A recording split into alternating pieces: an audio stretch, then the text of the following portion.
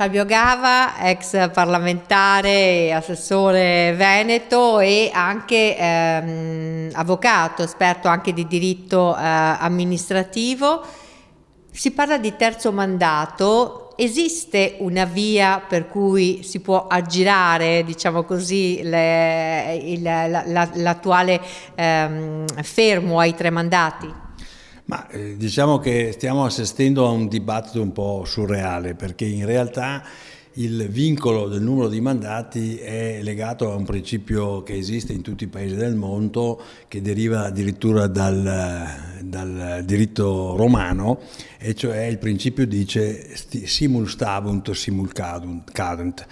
Significa che colui che è eletto direttamente ha la possibilità, qualora si dimettesse, di mandare a casa tutto l'organo a cui lui fa riferimento, quindi il Consiglio regionale per il Presidente della Regione o il Parlamento per un Presidente della Repubblica e così via. Quindi in realtà il vincolo del mandato ha una sua prerogativa, perché è sorto per limitare il potere molto più forte che ha chiunque si trovi a svolgere una carica istituzionale eletta direttamente.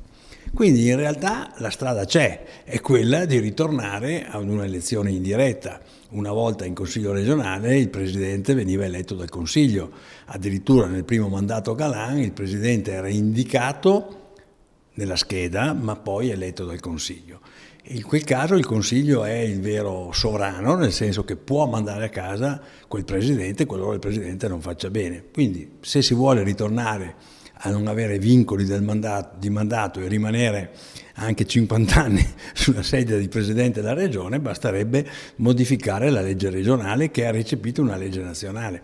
C'è la maggioranza, si può fare, non cambia nulla rispetto alla sostanza delle cose e quindi non capisco perché tutti continuano a pretendere da Roma l'indicazione per ottenere il cosiddetto terzo mandato, che poi nel nostro caso in Veneto sarebbe il quarto, quando invece in casa nostra, visto che vogliamo l'autonomia, la strada è tracciata, è indicata sul piano giuridico in maniera molto chiara e si potrebbe fare anche domani mattina.